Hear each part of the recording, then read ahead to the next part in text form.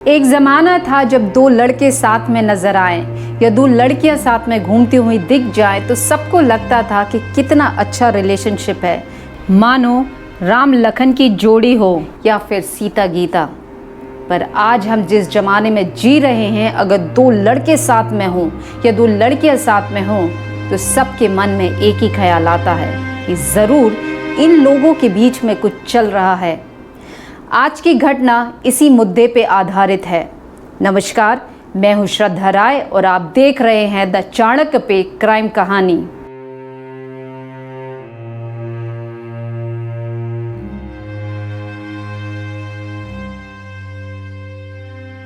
उत्तर प्रदेश का डिस्ट्रिक्ट शाहजहांपुर, जिसकी पॉपुलेशन लगभग 4.5 लाख है। आज से मिशन एरिया में पूनम का परिवार रहता था। पूनम अपने माता पिता और भाई के साथ रहती थी। बचपन से ही काफ़ी टॉमबॉयज किस्म की महिला थी। लगभग 27-28 वर्ष की उम्र में पूनम ने पोस्ट ग्रेजुएशन के लिए एडमिशन लिया। अपने कॉलेज के दौरान उसकी पहचान अपनी ही बैचमेट प्रीति से होती है।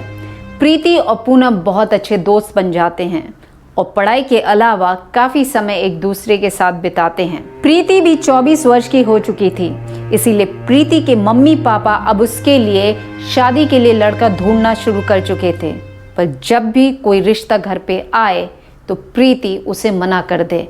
एक नहीं बल्कि अनगिनत रिश्तों को उसने मना कर दिया। तो माता पिता की टेंशन काफ़ी बढ़ गई कि आखिर प्रीति हर रिश्ते को मना क्यों कर रही है। जब उससे ये पूछा गया तो उसका बस यही कहना था कि वो शादी नहीं करना चाहती है। इससे माता पिता की टेंशन और बढ़ गई। उन्हें लगा शायद प्रीति का कहीं किसी से अफेयर चल रहा है। इसीलिए प्रीति की माँ उस पर कड़ी नज़र रखना चालू करती है और कड़ी नज़र रखने के दौरान उनके सामने जो सच आता है उससे उनके होश उड़ जाते हैं। प्रीति का अफेयर किसी के साथ चल रहा है ये तो शायद वो अनुमान भी लगा लेती, पर उनके सामने जो नाम आता है उससे उनका दिमाग की बत्ती गुल हो जाती है, क्योंकि प्रीति का अफेयर किसी लड़के से नहीं बल्कि उसकी बेस्ट फ्रेंड पूनम के साथ चल रहा था। प्रीति की माँ उर्मिला प्रीति को काफ़ी समझाती है कि ऐसे रिश्ते की कोई अहमियत नहीं, ना हम ना हमारा परिवार ना खानदान इसे एक्सेप्ट कर पाएगा और ना ही ये समाज, इसीलिए उसे दूर हो जाना चाहिए पूनम से। पूनम को भी समझाया जाता है पर वो दोनों किसी की भी नहीं सुनती हैं। यहाँ तक कि पूनम के घर वालों को भी ये सूचना दी जाती है, पर प्रीति और पूनम फिर भी इस रिश्ते को कंटिन्यू रखते हैं। प्रीति की माँ उर्मिला प्रीति को काफ़ी समझाती है कि इस रिश्ते की कोई अहमियत नहीं है और ना ही ये रिश्ता कभी एक्सेप्ट किया जाएगा, ना परिवार में ना खानदान में और ना ही समाज में। पूनम के घर वालों को भी ये बात बता दी जाती है, पर प्रीति और पूनम फिर भी एक दूसरे से अलग होने के लिए तैयार नहीं थे। ये बात धीरे धीरे सब में फैलने लगी। नतीजा ये हुआ कि थोड़े बहुत जो रिश्ते प्रीति के लिए आ रहे थे उसमें भी अड़चन आने लगी थी। प्रीति अपनी माँ को बताती है कि पूनम बिल्कुल लड़कों की तरह है, उसका उठना बैठना स्टाइलिंग लड़कों के जैसा ही है और पूनम लड़का बनना भी चाहती है। प्रीति की माँ इस बात का सलूशन निकालने की कोशिश करती है और प्रीति से कहती है कि वो एक तांत्रिक को जानती है जो पूनम को लड़का बनने में मदद करेगा। प्रीति पूनम को तांत्रिक की बात बताती है तो पूनम बहुत खुश हो जाती है कि अब उसका सपना पूरा हो जाएगा, वो लड़का बन जाएगी और इन दोनों की शादी का सलूशन भी निकल जाएगा। इसीलिए पूनम तांत्रिक रामनिवास से फ़ोन पे बात करती है। समय, तारीख और जगह तय की जाती है और 18 अप्रैल 2023 को सुबह पूनम अपने घर से निकलती है तांत्रिक रामनिवास से मिलने के लिए। रामनिवास उसे एक जंगल में बुलाता है और जंगल में जब वो पहुंच जाती है तो पूनम से कहता है कि वो ज़मीन पे लेट जाए और अपनी आंखें बंद कर ले। उसके बाद वो अपनी विधि चालू करेगा। थोड़ी देर के बाद रामनिवास अपना काम करके वहाँ से चला जाता है, पर रात हो जाती है। पूनम अपने घर पे नहीं पहुँचती है। पूनम के परिवार के लोग उसे सब जगह ढूंढते हैं पर कोई सूचना नहीं मिलती है और थक हार के परेशान होके 5 दिन के बाद वो पुलिस स्टेशन में पूनम की मिसिंग कंप्लेंट लिखवा देते हैं। पुलिस हरकत में आती है और इन्वेस्टिगेशन के दौरान सबसे पहले वो पूनम के कॉल रिकॉर्ड को ट्रेस करती है।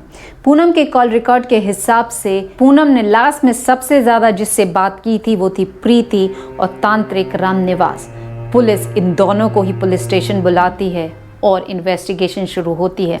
इन्वेस्टिगेशन के दौरान रामनिवास सच बता देता है कि 18 अप्रैल 2023 को वो पूनम से मिला था। उसने ही उसे जंगल बुलाया था क्योंकि वो लड़का बनना चाहती थी। इसीलिए उससे कहता है कि वो ज़मीन पे लेट जाए, अपनी आंखें बंद कर ले। और जैसे ही पूनम अपनी आंखें बंद करती है तो रामनिवास उसका गला काट देता है और उसके शरीर के छोटे छोटे टुकड़े करके जंगल के अलग अलग हिस्से में फेंक देता है। पुलिस तांत्रिक की बताई गई जगह पे पहुंचती है और छानबीन के दौरान उन्हें पूनम के शव के छोटे छोटे टुकड़े मिल जाते हैं। तांत्रिक ने पूनम की जान इसीलिए ली थी क्योंकि तांत्रिक को ये काम करने के लिए पैसे दिए गए थे।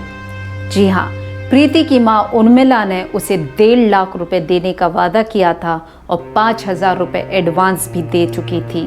प्रीति भी इस बात को एक्सेप्ट कर लेती है, इसीलिए प्रीति और रामनिवास को पुलिस गिरफ्तार कर लेती है। पर प्रीति की मां उस समय फरार हो जाती है। अब सवाल यही खड़ा होता है कि पूनम एक 30 साल की महिला जो कि एक बीएड का कोर्स यानी कि बैचलर ऑफ एजुकेशन का कोर्स कर रही थी और आने वाले समय में वो टीचर बन जाती और बच्चों को पढ़ाती, तो क्या उसे इतना भी ज्ञान नहीं था कि एक तांत्रिक उसे कैसे लड़का बना सकता है? प्रीति और उसकी माँ के बारे में आप क्या राय रखते हैं, हमें कमेंट करके ज़रूर बताइएगा। नमस्कार।